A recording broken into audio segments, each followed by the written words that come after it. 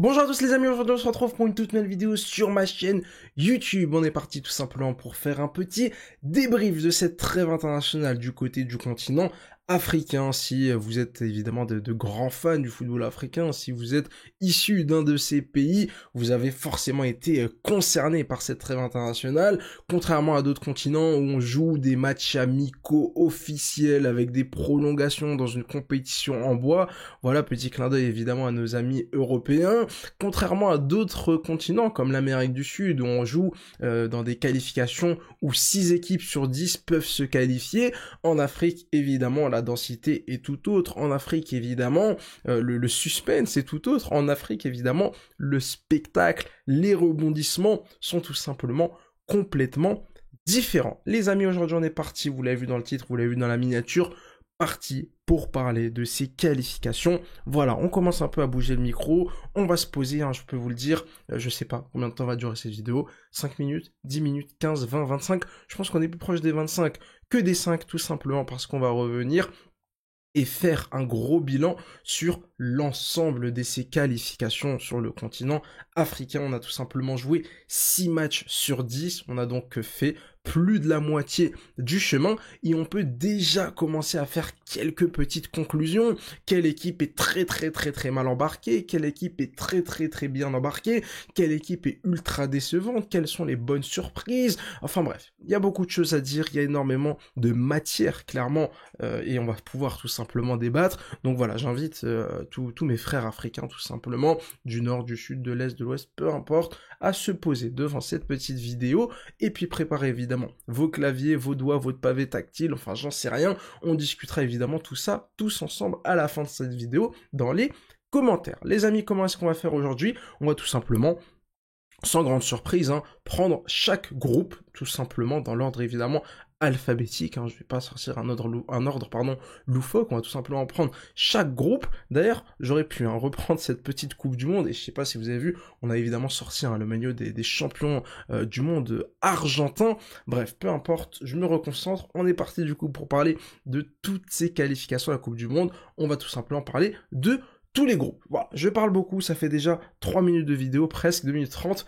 et on est parti évidemment sans plus attendre avec le premier groupe. Attention, la magie du direct. Allez, on va pronostiquer, je pense que ça va tomber ici. Évidemment, c'était prévu, c'est travaillé, rien d'extraordinaire. On est parti avec le groupe A composé de Djibouti, de la Guinée-Bissau, de l'Éthiopie, de la Sierra Leone, du Burkina Faso et de l'Égypte. Groupe évidemment avec deux équipes qui sur le papier se détachaient très clairement. L'Égypte évidemment grandissime favori, mais aussi quand même le Burkina Faso qui pouvait être un peu un éventail pour cette équipe égyptienne, et clairement un peu statu quo. Voilà, un peu statu quo pendant cette trêve internationale où ni l'Égypte ni le Burkina Faso n'ont réussi à soit se rapprocher, soit s'éloigner l'un de l'autre, mais on reste quand même avec 5 points d'avance pour cette équipe égyptienne. Voilà, le Burkina Faso qui avait fait match nul contre la Sierra Leone, ça clairement c'est 2 points de perdus, rédhibitoire dans une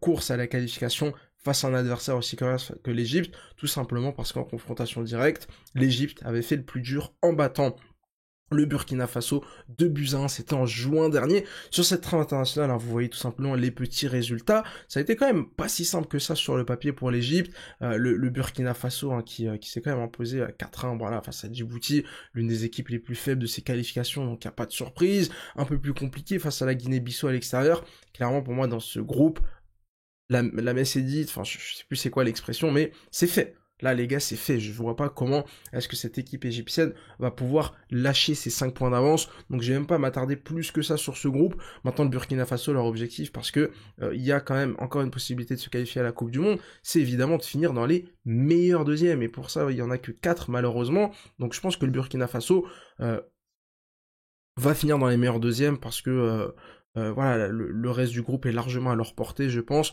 Donc voilà, je vois bien l'Égypte évidemment largement leader, le Burkina Faso dans les 4 meilleurs deuxièmes, et puis après ça restera anecdotique pour les autres équipes. On enchaîne évidemment directement avec le groupe B, ce groupe A, il n'y avait pas grand chose d'intéressant à dire, étant donné que voilà, c'était fait. Dans ce groupe B, alors là, on va se poser. Je pense que ça c'est l'un des groupes sur lesquels on va peut-être passer le plus de temps, parce qu'il y a tellement de choses à dire. On va commencer déjà par l'une des grandes déceptions de ces qualifications à la Coupe du Monde, une équipe qui était certes dans un groupe hyper dense, certes, voilà, un groupe compliqué pour eux, mais au vu de ce qu'ils avaient proposé lors de la dernière Coupe d'Afrique des Nations, au vu de... Voilà, ils n'ont pas réussi à se qualifier à la CAN, ils sont en train de faire des qualifs à la Coupe du Monde absolument catastrophiques, voilà, 6 matchs, 2 nuls, 4 défaites, 0 victoire dans ces qualifications. Pour le moment, pour cette équipe mauritanienne, évidemment, on parle de la Mauritanie, ultra décevante, évidemment, ils ne pourront pas se qualifier à la Coupe du Monde. On les attendait pas forcément au Mondial, je pense que c'est une équipe qui a fait une CAN correcte, avec un énorme exploit face à l'Algérie, un exploit historique qui leur avait permis de se qualifier pour la première fois de leur histoire au deuxième tour de la compétition. Maintenant, voilà, c'est un peu le retour sur terre malheureusement pour les Mauritaniens avec des dernières échéances qui ont été quand même assez compliquées. D'ailleurs on a le Soudan du Sud et le Togo, bon ils sont là sans être vraiment là, c'est des équipes qui font perdre des points d'ailleurs à des équipes qui sont un peu plus devant. On peut penser par exemple au Togo qui avait fait match nul 0-0 face au Sénégal en novembre dernier. On peut penser évidemment au Soudan du Sud qui a fait match nul face au Soudan, et donc c'est vrai que voilà, c'est des équipes c'est pas des équipes contre lesquelles tu vas vraiment te qualifier si tu les bats. Par contre, c'est des équipes contre lesquelles tu pourrais ne pas te qualifier si tu ne les bats pas. Voilà, parce que normalement sur le papier, c'est 6 points sur 6 à chaque fois que tu les affrontes, et le moindre point perdu contre ces équipes peut coûter très cher à la fin. Et puis évidemment, on a un trio de tête, c'est quand même assez marrant parce que c'est les 3 seules équipes qui ont gagné des matchs dans ce groupe. On a 3 équipes qui sont catastrophiques, qui ont 4, 3 et 2 points, et puis on a 3 équipes à 12 et 13 points. Il y a quand même une énorme différence de niveau dans ce groupe. Le Congo, étonnant leader. Alors étonnant leader, c'est vrai qu'ils ont fait une excellente même dernière Coupe d'Afrique des Nations. Ils ont fait carton plein sur cette trêve internationale, 2 matchs, 2 victoires, je vous rappelle déjà contre le Soudan du Sud, puis contre la Mauritanie, donc forcément le calendrier était quand même relativement favorable, mais le prochain match, ça va être encore face au Soudan du Sud, donc cette équipe du Congo va pouvoir encore engranger des points. Que se passe-t-il du côté du Sénégal? J'ai regardé le match Sénégal-Soudan parce que pour moi, c'était le match le plus important pour les Sénégalais. Ils ne devaient absolument pas perdre. En cas de victoire, ils auraient même pu prendre la première place de ce groupe. Heureusement pour les Sénégalais que les Soudanais ont été maladroits face au but. Les Soudanais ont raté des occasions. Alors évidemment, le Sénégal aussi a raté de grosses occasions, je pense, en fin de match, un face-à-face raté de Sadio Mané. Mais ouais, j'étais très étonné par les loupés de cette équipe soudanaise, vraiment. Le Sénégal s'en est super bien sorti, et comptablement parlant, tu ressors de cette trêve internationale avec un petit point de retard sur le leader, quand t'aurais pu en avoir 5. C'est un mini-miracle, c'est un mini-miracle de voir cette équipe du Sénégal deuxième dans ce groupe. Maintenant, voilà, qui va finir premier, évidemment, on a envie de dire le Sénégal, parce que sur les confrontations directes qui restent, notamment face au Congo, parce que, voilà, je pense que le Sénégal va quand même finir premier, va quand même aller valider cette première place, mais ça va être très compliqué jusqu'au bout. Les Soudanais, j'ai l'impression que le train est déjà passé avec ce match nul, ces 2 matchs nuls pendant cette trêve internationale. Tu te fais accrocher dans les derniers instants face aux voisins du Soudan du Sud. Tu fais un super match contre le Sénégal. Malheureusement, t'es pas capable d'aller être suffisamment méchant, d'aller être suffisamment efficace pour aller remporter le match et prendre 5 points d'avance sur le Sénégal. Ça aurait été une avance complètement décisive à 4 journées de la fin, on l'a dit il y a quelques instants avec l'Égypte. Voilà, vraiment un groupe qui réserve encore pas mal de surprises, beaucoup de suspense. En tout cas, c'est l'un des rares, si ce n'est le seul groupe où on a vraiment 3 équipes qui peuvent se qualifier. On reviendra un peu plus tard sur d'autres groupes, mais je crois que c'est le seul, et on va évidemment en profiter pour enchaîner sur notre 3e groupe. On va essayer d'aller un peu plus vite, et là clairement sur ce 3e groupe, on a évidemment le plus gros flop pour le moment de ces qualifications à la Coupe du Monde. Alors évidemment, rien n'est joué, évidemment que le football peut encore nous réserver énormément de surprises, mais que fait le dernier finaliste de la Coupe d'Afrique des Nations à cette 4e place? C'est incompréhensible, mais en réalité c'est pas surprenant, déjà que Pour moi, c'est une équipe qui a surperformé à la Coupe d'Afrique des Nations, qui, heureusement, via un changement de système, via une bonne solidité défensive, avec un Trustekong qui avait été élu meilleur joueur de la Coupe d'Afrique des Nations, t'as été capable d'aller loin dans la compétition, mais cette équipe du Nigeria, c'est l'équipe la plus surcotée d'Afrique, c'est l'équipe qui, en termes de productivité, en termes de résultats et en termes de talent, le gap entre les deux, il est énorme. C'est catastrophique au niveau des résultats, c'est catastrophique au niveau de l'équilibre, c'est catastrophique au niveau du jeu. Pourtant, t'as des joueurs absolument fantastiques. Alors forcément, cette équipe du Nigeria, on n'arrête pas de dire qu'ils ont des attaquants extraordinaires, mais une défense catastrophique. À chaque fois sur Twitter, je vois des gens qui... Je connais pas le foot africain, moi personnellement, en tout cas pas plus que ça, mais des gens qui n'y connaissent encore moins que moi, te parle d'Osimhen, te parle de Lookman, te parle de... Voilà, il te dépeigne cette équipe du Nigeria comme une armada offensive qui serait capable de rouler sur tout le monde. Les gars, en Afrique, c'est pas ça qui fonctionne. En Afrique, c'est une équipe solide. En Afrique, c'est 11 bonhommes qui vont aller au contact, qui vont aller au duel. C'est de la solidité défensive avant tout, de la complémentarité entre les joueurs, plus que de la qualité intrinsèque. Et clairement, cette équipe du Nigeria en 4e position, c'est le flop ultime. Parce que regardez-moi ça.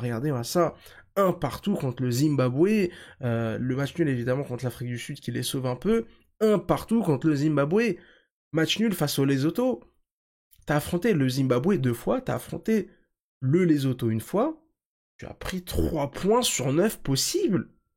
3 points sur 9 possibles. Bref, cette équipe du Nigeria, pour moi, ne peut pas finir première parce que l'Afrique du Sud, ça bosse bien, parce que l'Afrique du Sud, il y a de la complémentarité, parce que l'Afrique du Sud, il y a de la solidité, parce que l'Afrique du Sud, il y a du collectif tout simplement. Avec 99,9% des joueurs de cette équipe qui sont formés au pays, c'est tout simplement pour moi un modèle de réussite. Alors évidemment, c'est pas une équipe qui a encore été récompensée ces dernières années par une qualification à la Coupe du Monde. Alors ils y étaient en 2010, je sais bien, mais depuis, en tant que pays qui doit se qualifier, ils ont pas réussi à le faire. Ça reste pour moi quand même, voilà, un modèle de réussite, tout simplement. On verra évidemment s'ils vont réussir à valider leur billet. Une remontada du Nigeria est encore possible, même si j'y crois pas du tout. Maintenant, voilà, le Nigeria, pour moi, c'est une équipe qui peut quand même aller chercher ce petit spot de meilleur deuxième, voilà, l'un des 4 meilleurs deuxièmes.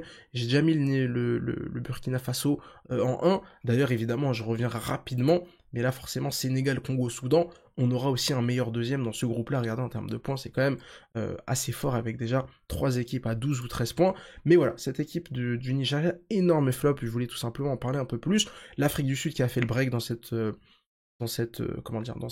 trêve internationale avec 2 victoires face au Bénin, face au Lesotho, 2-0, 2-0, ça a pas tremblé. Évidemment, les Sud-Africains vont regretter peut-être cette défaite face au Rwanda, mais voilà, 5 points d'avance sur le Rwanda, 5 sur le Bénin, 6 sur le Nigeria, avec en plus un prochain match face au Lesotho, alors que le Nigeria aura un match difficile à domicile face au Rwanda. Dès la prochaine trêve internationale, dès le prochain match, on pourrait tout simplement avoir potentiellement un match nul entre le Rwanda et le Nigeria, et l'Afrique du Sud qui gagne face au Lesotho, et donc là les Sud-Africains seront en Coupe du Monde à 99,9%. On enchaîne les amis, on est déjà à 13 minutes de vidéo à ce rythme-là, elle va durer plus d'une demi-heure, donc je vais essayer d'aller un peu plus vite. On va enchaîner avec le groupe D, Cap-Vert, Cameroun, Libye, Angola, Maurice et Swatini. Un groupe quand même intéressant avec d'abord l'île Maurice. Moi j'ai quand même envie de rendre hommage à cette équipe qui, bah voilà, étonnamment, ils ont 5 points. Voilà, ils ont 5 points quand même. L'île Maurice c'est quand même une équipe qui n'arrivait même pas à se qualifier aux qualifications. Je sais pas si vous vous rendez compte. Alors évidemment, on va pas parler 10 minutes de cette équipe, mais c'est quand même assez intéressant de voir tout simplement des équipes un peu se développer comme ça sous nos yeux, des équipes qui prenaient des scores de fou, qui n'arrivaient même pas à se qualifier aux qualifications. Donc voilà, 5 petits points, rien d'extraordinaire, mais t'as quand même réussi à perdre que 1-0 face au Cap-Vert. Tu fais un petit match nul 3-3 face à Swatini à l'extérieur. Tu les avais battus d'ailleurs à domicile de buts à 1. Donc vraiment petit hommage.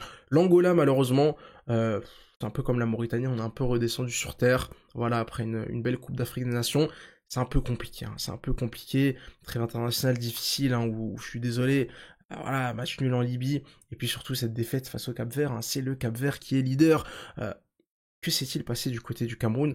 On l'a tous vu, la vidéo d'Aboubacar où il réclame la présence de l'adjoint du coach. désolé, mais c'est pas des conditions de sérénité pour pouvoir te qualifier à une Coupe du Monde. Alors le Cameroun reste invaincu, mais voilà, c'est compliqué. C'est compliqué. T'as ce match nul face à Swatini, incompréhensible, un 0-0 face à l'une des pires équipes de ces qualifications. T'as eu ce match nul aussi face à Angola.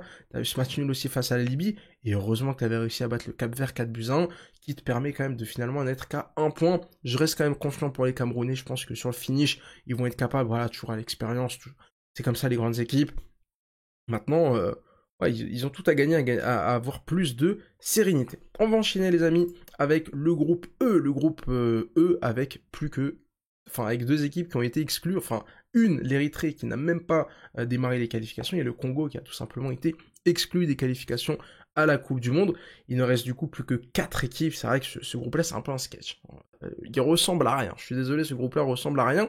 On a le Maroc, 5 matchs, 5 victoires. Comptablement parlant, tout se passe évidemment extrêmement bien. Les Marocains qui, sur le papier, sont en train de rouler sur leur groupe. Sur le terrain, c'est quand même compliqué. Hein. Moi, je suis parti regarder pas mal les réactions des supporters marocains, et même Regragui a dû se défendre en conférence de presse, etc. On sent que du côté du Maroc, il y a beaucoup de pression. Il y a beaucoup de pression parce qu'il y a une Coupe d'Afrique des Nations qui arrive, parce que les supporters sont extrêmement critiques vis-à-vis de la qualité du jeu, parce que tu as eu un énorme échec lors de la dernière Coupe d'Afrique des Nations en sortant en huitième de finale. L'année prochaine, voilà, le Maroc a beaucoup à jouer, tout simplement, avec cette CAN à domicile. Ils sont obligés de la gagner, hein, je suis désolé, mais la pression sur le Maroc, les Ivoiriens avaient beaucoup de pression à domicile, évidemment, les Égyptiens en 2019, pareil, les Camerounais en 2021, pareil. Les gars, les Marocains en 2025, hein, je suis désolé, s'il y a des Marocains qui regardent cette vidéo, je sais pas c'est quoi votre état d'esprit. Ah, allez, on est quoi? Si je calcule bien, on est à 9 mois de la CAN, plus ou moins. Même exactement en réalité, hein, c'est fin décembre, 9 mois de la CAN. Je pense que la pression sur les Marocains, elle est totale. Ils sont obligés de gagner. Alors évidemment, s'ils perdent en demi-finale au tir au but, s'ils perdent en finale dans un match serré, ça sera pas un échec. Voilà, parce que ça reste le football, tout le monde ne peut pas gagner. Ok, mais une élimination en huitième, une élimination en quart de finale, c'est un fiasco. C'est un fiasco pour les Marocains. Donc forcément, beaucoup de pression. En qualif Coupe du Monde, ça se passe très très bien. Maintenant, il y a quand même un truc qui me dérange. Et combien de matchs a joué le Maroc à domicile dans ces qualifs? Ils ont joué tous leurs matchs à domicile pratiquement. À part un déplacement en Tanzanie, sur les 5 matchs, il y en a 4 à domicile. J'arrive pas à comprendre comment est-ce que la Confédération africaine de football peut valider ce genre de choses. Alors que le Niger, que la Zambie, que machin chouette acceptent de jouer au Maroc parce que forcément, voilà, clairement les infrastructures marocaines c'est du top niveau. Donc voilà, tu peux privilégier le meilleur ou ce qui se fait de mieux ou presque de mieux en Afrique. Maintenant, ça reste quand même quelque chose qui personnellement me dérange. J'arrive pas à comprendre comment est-ce qu'on peut accepter ça. Au qualif de la CAN, c'était aussi la même chose.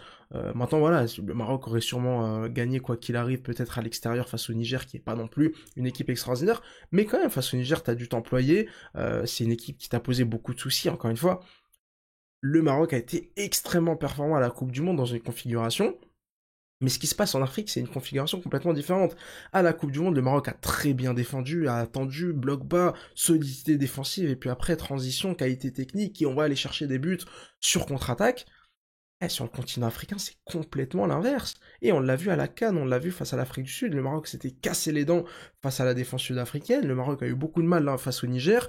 C'est compliqué de devoir faire le jeu, c'est compliqué d'attaquer. Alors je dis pas que c'est plus facile de battre l'Espagne, de battre le Portugal en jouant bas sur le terrain, en jouant sur les contre-attaques, en misant tout sur ta solidité défensive. Je vais pas dire que c'est plus facile de faire ça que de battre le Niger en devant faire le jeu, mais c'est deux approches complètement différentes, c'est deux problématiques complètement différentes. Dans le football, ça reste quand même beaucoup plus simple, entre guillemets, de défendre que de devoir attaquer, parce que voilà, pour défendre, à la solidité défensive, un bloc bas, un bloc bien compact, bien resserré, des joueurs fiables qui vont pas te faire des erreurs individuelles, tu dégages la balle et puis t'es tranquille. Offensivement, il y a quand même beaucoup plus de choses à mettre en place pour pouvoir être performant, et c'est vrai que cette équipe marocaine se retrouve dans des configurations complètement différentes entre la Coupe du Monde où t'as excellé, où t'avais fait une performance historique, et la Coupe d'Afrique des Nations, et le continent africain, où t'es beaucoup plus attendu, et c'est vrai que cette équipe du Maroc a été très critiquée, et Regragui a été très critiqué pour ces choses-là, parce que face au bloc pad, t'y arrive toujours pas, et clairement c'est inquiétant pour une équipe marocaine, qui, je vous le rappelle, aura quand même pas mal de pression. Voilà, on est resté un peu longtemps sur ce groupe, je trouvais quand même qu'on avait pas mal de choses intéressantes à dire, mais là évidemment, voilà, le groupe c'est fini. Alors évidemment, le Niger pourrait revenir à 6 points, ou la Tanzanie pourrait revenir à 6 points. Mais là, voilà, le Maroc, 5 matchs, 5 victoires. Les Marocains sont qualifiés à la Coupe du Monde à 99%. Je pense que c'est comme l'Égypte, c'est comme l'Afrique du Sud. Là, l'avance, elle est trop grosse différence. En plus, franchement, le Niger à Tanzanie, avec tout le respect que j'ai pour eux, ça reste quand même très très très très faible. Voilà, le Niger, c'est pas une équipe qui arrive à se qualifier à la CAN. La Tanzanie, c'est une équipe qui va réussir à se qualifier à la CAN, mais généralement, ça finit quatrième de son groupe. Donc clairement, le Maroc, évidemment, pratiquement qualifié. Là, je vois même pas un meilleur deuxième dans ce groupe. C'est pour dire la qualité du groupe. Et puis forcément, alors, c'est vrai que comment ça se passe, parce que tu peux pas jouer tous les matchs, en fait. Est-ce qu'ils vont faire une moyenne de points? Je sais pas du tout, mais c'est vrai que c'est quand même assez injuste pour le deuxième dans ce groupe-là. On enchaîne les amis avec le groupe F, et là dans ce groupe F, bah, c'est très serré, avec évidemment le Gabon de Pierre-Emerick Aubameyang, la Côte d'Ivoire championne d'Afrique en titre, et il y a un petit point d'écart, les Ivoiriens qui, je le vois sous vos yeux, n'ont toujours pas inscrit n'ont toujours pas, pardon, concéder déjà la moindre défaite, mais aussi surtout le moindre but dans ces qualifications. Carton plein évidemment pour ces deux équipes. C'est un beau duel. Franchement, c'est un beau duel entre le Gabon et la Côte d'Ivoire. Le Gabon qui est pour l'instant le meilleur deuxième de ces qualifications.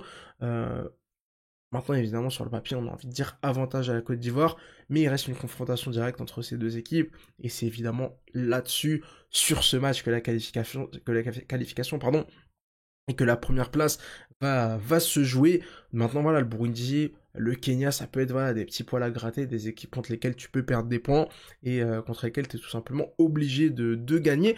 On va quand même se regarder hein, le prochain match, Côte d'Ivoire-Burundi, et Seychelles-Gabon.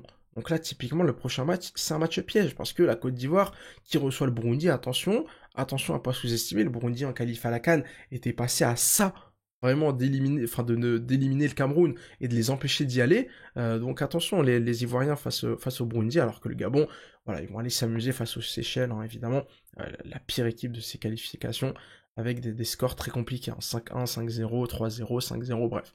On va pas s'étaler sur les Seychelles, petit mot hein, évidemment quand même pour la Gambie. On a parlé des déceptions, pardon, entre guillemets, de l'Angola, de la Mauritanie.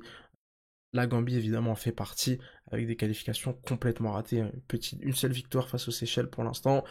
Euh, bon, pas grand chose à dire sur cette équipe gambienne, hormis que ils n'arrivent pas à confirmer sur la longueur. On enchaîne les amis avec le groupe G, le groupe de la sélection algérienne de football, l'Algérie leader de son groupe qui prend tout simplement 3 points d'avance sur le Mozambique avec une performance exceptionnelle sur le deuxième match, victoire 5-1, tout simplement l'un des meilleurs matchs de la sélection algérienne depuis pas mal de mois, je vais pas dire pas mal d'années, mais pas mal de mois. Grosse perf, hein, vraiment collectivement de l'Algérie, alors qu'il manquait beaucoup de monde, hein, techniquement. T'avais pas Bounedjah, t'avais pas Aouar, t'avais pas Abdelli, t'avais pas Benasser, t'avais pas de latéral droit pratiquement. Voilà, il manquait vraiment beaucoup de monde dans cette liste. On avait une liste complètement déséquilibrée, avec plein d'attaquants, pas mal d'arrière gauche, aucun milieu de terrain, pas d'arrière droit parce qu'ils étaient tous blessés. Bref, t'as fait le boulot. Grosse performance à l'extérieur face au Botswana avec un Hamoura extraordinaire. Grosse performance à domicile avec un Hamoura exceptionnel, extraterrestre, voilà, vous l'appelez comme vous voulez, le joueur pour moi de ces qualifications, 5 buts en 2 matchs, clairement l'homme de cette trêve internationale. Le Mozambique, bah voilà, malheureusement ils ont perdu, pas dire leur finale, parce que t'as que 3 points de retard, voilà, moi j'avais considéré ce match-là un peu comme une demi-finale dans ce groupe G. Maintenant le Mozambique, s'ils vont pas à la Coupe du Monde, ils pourront s'en vouloir qu'à eux-mêmes, alors c'est vrai qu'ils sont très performants face aux autres équipes de ce groupe, mais t'as affronté 2 fois l'Algérie, t'as perdu 2 fois contre l'Algérie, et donc à ce moment-là, c'est très très compliqué de vouloir te qualifier, de vouloir finir premier face à une équipe contre laquelle tu n'as pas été capable de gagner, et pire encore, t'as perdu, donc tu donnes 6 points à l'adversaire, t'en prends 0, voilà, les confrontations directes, les gars, ça vaut très très cher, hein, vraiment très très très cher. Le Botswana et l'Ouganda, étonnant 3e et 4e, parce que là aussi on a un énorme flop, alors c'est pas même échelle que le Nigeria, il se passe quoi en Guinée? Il se passe quoi en Guinée? T'as quand même un bon vivier de joueurs, t'as quand même un Guirassy qui marche sur l'eau cette saison, l'un des meilleurs buteurs de Ligue des Champions, l'un des meilleurs buteurs de Bundesliga. Que se passe-t-il en Guinée? Entre la non-qualification à la Coupe d'Afrique des Nations et les 3 derniers matchs, hein, la Guinée, défaite contre le Botswana 1-0, défaite contre le Mozambique 1-0, nul contre la Somalie, défaite contre l'Ouganda.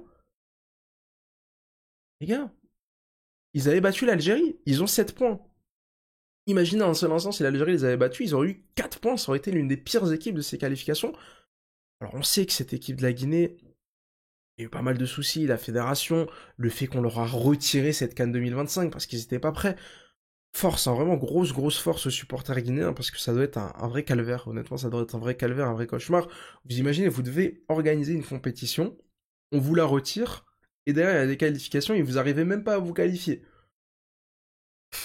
C'est dur. Franchement, ça doit être très compliqué, hein. Je pense que les supporters guinéens, ça doit être, ils doivent faire partie des plus malheureux sur le continent africain, avec pourtant plein de promesses, hein. Clairement, pour moi, le principal concurrent de l'Algérie dans ce groupe, c'était la Guinée. Et finalement, bah non. Finalement, bah non, ce sera le Mozambique, peut-être le Botswana, peut-être l'Ouganda, mais certainement pas la Guinée qui peut déjà dire adieu à la première place. Après, bon, la deuxième, sur un malentendu, t'as 5 points de retard, il reste 4 matchs, mais t'as 3 équipes devant toi, il faudrait que les 3 équipes arrêtent d'avancer, et ça me paraît absolument impossible. 25 minutes de vidéo, on va enchaîner les amis, il ne reste plus que 2 petits groupes, on va enchaîner avec le groupe H, la Tunisie, leader. Voilà, la Tunisie leader. Alors évidemment, les Tunisiens, ils ont pas mal profité de la Guinée, du fait que la Guinée équatoriale, on leur a tout simplement retiré 2 victoires, enfin 2 matchs perdus sur tapis vert à cause d'un joueur, c'était Nsoué qui n'avait tout simplement pas le droit de jouer. Donc ça, c'est quand même des choses assez étonnantes. Que ça arrive en district, que ça arrive en régional, bon voilà, qu'on puisse un peu trafiquer, pourquoi pas. Que ça arrive à ce niveau du football, c'est quand même assez étonnant ces histoires de passeport. On se rappelle, il faisait des lives sur Insta où il balançait tout sur sa fédé, etc. Un groupe maîtrisé clairement par la Tunisie, 9 buts, 0 but encaissé, une trêve internationale qui a été absolument parfaite avec surtout cette victoire, hein, face au Malawi, face au Libéria. Alors c'est vrai qu'il y avait ce match nul face à la Namibie, mais évidemment cette victoire face à la Guinée équatoriale très importante, surtout que de mémoire à ce moment-là, on savait pas encore que la Tunisie, que la Guinée équatoriale allait avoir 6 points en moins. Enfin surtout 2 matchs perdus sur tapis vert. Donc voilà, là c'était face au Libéria, pardon, et c'était le Malawi, hein, aussi si je me trompe pas. J'ai envie de parler un peu de la Tunisie. C'est vrai que la Tunisie, c'est pour moi les champions d'Afrique des qualifications. Voilà, c'est une équipe qui a cette régularité. Pourtant voilà, avec tout le respect que j'ai pour la Tunisie, moi quand je regarde cette équipe de Tunisie, quand je regarde le vivier, quand je regarde le niveau des joueurs convoqués, quand je regarde les listes, quand je regarde les 11 de départ, franchement, si je devais faire un classement, ce serait très loin d'être dans les meilleures équipes d'Afrique. Sur le papier, franchement, la Tunisie, ça fait pas rêver. Et pourtant, en qualification, alors on se rappelle évidemment que ils ont le record de qualification à la Coupe d'Afrique des Nations, mais surtout, voilà, il y a cette régularité qui est absolument folle du côté du football tunisien. Alors je sais évidemment que pendant les Coupes d'Afrique des Nations, la dernière elle a été ratée, la Coupe du Monde 2022 c'est hyper frustrant parce que sur le dernier match, t'as ton dessin entre tes mains et tu dois aller te qualifier et tu le fais pas. En 2018, c'est quand même extrêmement compliqué avec cette histoire, voilà, l'équipe de France, etc. C'est compliqué, enfin bref. Du côté de la Tunisie, pour moi, t'es tout simplement l'équipe championne d'Afrique des qualifications. C'est aussi simple que ça. T'es l'équipe championne d'Afrique des qualifications. Une régularité, franchement, assez incroyable. Pourtant, voilà, je vous le dis, je le répète, c'est pas une équipe qui me fait rêver. Je pense que pour ceux qui regardent tous les matchs de la Tunisie, ça a pas l'air d'être exceptionnel au niveau du jeu, mais on l'a vu sur le dernier match, la belle communion avec les supporters, la belle victoire, etc. Voilà, ça reste une équipe fiable. Ils vont encore aller en Coupe du Monde. Ils avaient un groupe qui, pourtant, sur le papier, n'était pas simple. À la CAN, pareil, on l'a dit, la Tunisie, attention, le groupe est pas simple pour les qualifications à la CAN. Les gars, ils sont allés, voilà, c'est l'assurance tout risque. Voilà, si je dois prendre une assurance, moi, je prends la Tunisie. C'est tout.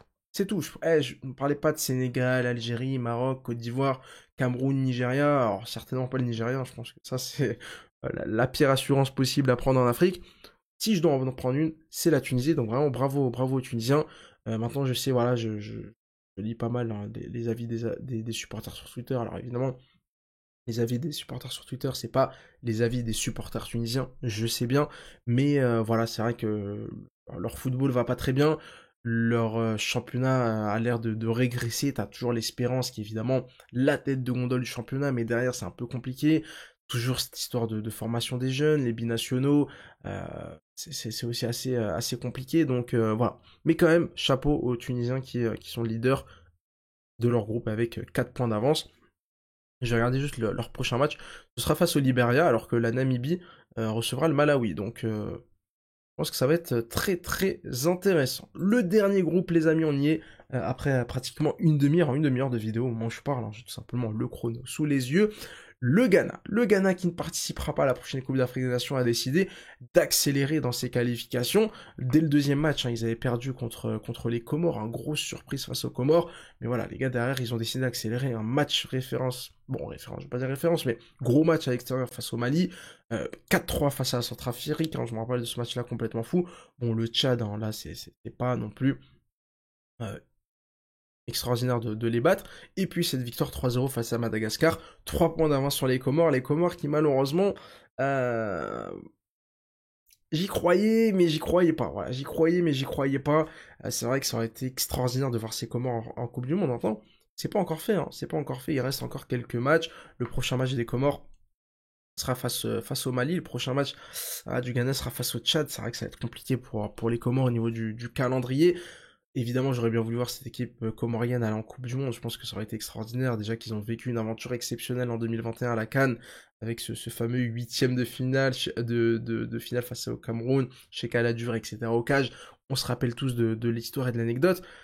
Mais évidemment, le Ghana en patron, je pense que les Ghanéens, avec le fiasco de la Coupe d'Afrique des Nations 2025, ils sont obligés de se rattraper sur cette Coupe du Monde 2026 et d'y aller. Voilà, le Ghana, je sais pas, c'est peut-être l'odeur de la Coupe du Monde qui leur donne un surplus de motivation. Évidemment, on se rappelle de la Coupe du Monde 2010. Ils avaient été énormes en 2022 en éliminant en barrage le Nigeria. Donc voilà, je sais pas si c'est l'odeur de la Coupe du Monde qui donne un peu plus de force aux Nigériens. Et puis évidemment, il y a une équipe dont je n'ai pas parlé dans ce groupe quand même, Madagascar à 10 points. Ça aussi, c'est extraordinaire, hein. Les Comores à 12, Madagascar à 10. Je pense que si on disait il y a 10 ans aux supporters de ces deux équipes qu'ils allaient réussir à être aussi performants en qualif à la Coupe du Monde, jamais de la ville ne l'aurait cru.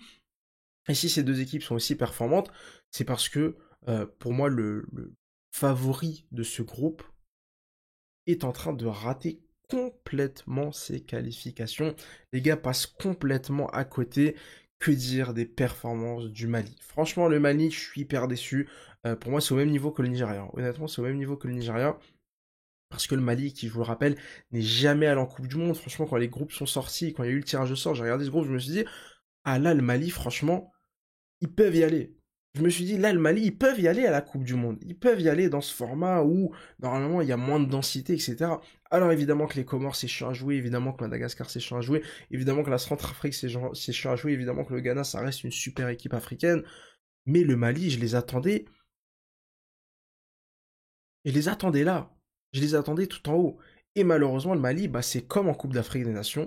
C'est une équipe qui n'arrive pas à confirmer. C'est tout. C'est aussi simple que ça. C'est une équipe qui n'arrive pas à confirmer. Alors je sais pas quelles sont les raisons, évidemment il y en a plein, et je pense que les supporters maliens en parleront mieux que moi, mais c'est une équipe qui encore une fois n'arrive pas à confirmer, son statut. Dès qu'on attend le Mali, que ce soit à la Coupe d'Afrique des Nations, que ce soit là dans les qualifs Coupe du Monde, dès qu'on attend le Mali, dès qu'on se dit, ah attention, etc., l'effectif, super milieu de terrain, l'un des meilleurs milieux d'Afrique, regardez les gars, regardez ce qui se passe comptablement parlant, 6 points de retard, pour moi c'est fini, le prochain match face aux Comores te permettra quand même d'aller jouer la deuxième place. Je pense que c'est la seule solution pour moi devant le Mali à la Coupe du Monde, d'aller chercher ces qualifications via la deuxième place. Tu fais match nul contre la Centrafrique 0-0, quand tu fais 0-0 contre Madagascar, quand tu refais 1-1 contre la Centrafrique, quand tu perds contre le Ghana, bon, il y a trop de contre-performances là pour le Mali, malheureusement. Hyper déçu. Et malheureusement pour les supporters maliens, ça va être compliqué. Compliqué d'aller à la Coupe du Monde parce qu'on va tout simplement finir, les amis, avec le classement des équipes classées deuxième. On a évidemment 9 deuxièmes dans ces qualifications à la Coupe du Monde 2026. Je vous rappelle tout simplement, le format, il est inédit, il est nouveau tout simplement. L'Afrique a donc 9 groupes. Le premier de chaque groupe est donc qualifié. On se retrouvera donc forcément avec 9 équipes qualifiées à la prochaine Coupe du Monde, 9 équipes africaines. Et il y aura tout simplement la possibilité d'avoir une 10e équipe africaine via un barrage. Comment ça va se passer? On aura tout simplement d'abord des demi-finales de qualification en Afrique entre les 4 meilleurs deuxièmes. Qui dit demi-finale dit forcément finale pour garder tout simplement un seul des meilleurs deuxièmes de cette Coupe d'Afrique des Nations. Donc vous imaginez, ça va être incroyable, hein. Honnêtement, ça va être incroyable. Pour l'instant, on a le Gabon, on a le Cameroun, on a le Sénégal, on a la Namibie, potentiellement les Comores, le Mozambique ou encore le Burkina Faso. Ça va être absolument extraordinaire. Et puis, une fois que tu as gagné ta demi-finale, une fois déjà que tu as fini dans les 4 meilleurs deuxièmes, une fois que tu as gagné ta demi-finale, une fois que tu as gagné ta finale, tu as un barrage intercontinental. Alors, je sais pas c'est contre qui. Est-ce que c'est contre l'Amérique du Sud ou contre l'Océanie ou l'Asie? Je sais pas du tout. Faudrait que je me renseigne. Autant vous dire que, les gars, hein, si votre pays, le seul objectif et le seul moyen pour lui de se qualifier à la Coupe du Monde, c'est de finir dans les meilleurs deuxièmes, et je vais pas vous briser vos rêves, hein, mais n'y pensez même pas. N'y pensez même pas.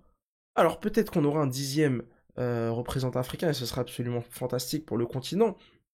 Mais honnêtement, voilà, moi si mon pays ne jouait pas la première place, j'arrêterais d'y croire à la Coupe du Monde. Parce qu'il faut finir déjà dans les 4 meilleurs deuxièmes, ce qui est pas facile. Eh les gars, là on a le Gabon à 15 points, 12, 12, 12, 12. Je peux vous dire que le meilleur deuxième, il aura minimum 20... Allez, 22 points, je pense, 22 points à peu près. Donc, faudrait 22 points. Voilà, le Mali est 22 points. Est-ce que le Mali est capable de gagner 22 points? Déjà, mathématiquement, c'est même plus possible, hein. Ce sera 21 points. Alors, ça fait quoi? Ça fait... Ouais, c'est ça, ça sera 21 points maximum pour le Mali. Donc, voilà. Vous voyez ce que je veux dire ou pas? Donc, vraiment, je vais pas briser vos rêves, hein, mais si votre équipe joue la deuxième place, c'est très très très mal embarqué. Pour moi, il faut vraiment à tout prix jouer la première place, parce que cette deuxième place, voilà, moi j'y crois absolument pas. Personnellement, si l'Algérie finissait deuxième du groupe, j'y croirais absolument pas, hein. Gagner la demi-finale, gagner la finale, gagner le barrage intercontinental, alors c'est sûr que si t'arrives à le faire, c'est mémorable, c'est historique, ça rentre dans l'histoire, on en reparle dans 50 ans, mais c'est très très dur à faire. Voilà, c'est très très très dur à faire. Les amis, vidéo extrêmement longue, mais écoutez, c'est comme ça, hein. 9 groupes, voilà. À un moment donné, 9 x 6, ça fait combien? Ça fait 54. 54 équipes, enfin moins 2 avec le Congo et l'Érythrée. 52 équipes, c'est normal de prendre autant de temps. On aura pris 37 minutes, tout simplement, pour cette vidéo. Les amis, j'espère que cette vidéo vous a plu. N'hésitez pas à me dire tout simplement en commentaire qui vous supportez. Est-ce que votre équipe a fait le taf pendant cette trêve internationale? Est-ce que votre équipe est bien embarquée pour la première place? Est-ce que votre équipe rêve d'aller chercher la deuxième place? Comme je vous l'ai dit, ça va être très très très compliqué. Si cette vidéo vous a plu, n'hésitez pas à mettre un petit like, à vous abonner pour pas louper les prochaines. N'hésitez pas à me suivre sur Twitter pour parler football. Lâchez surtout un commentaire, je compte sur vous pour donner un maximum d'avis sous cette vidéo. Allez, je vous retiens pas plus. Ciao ciao.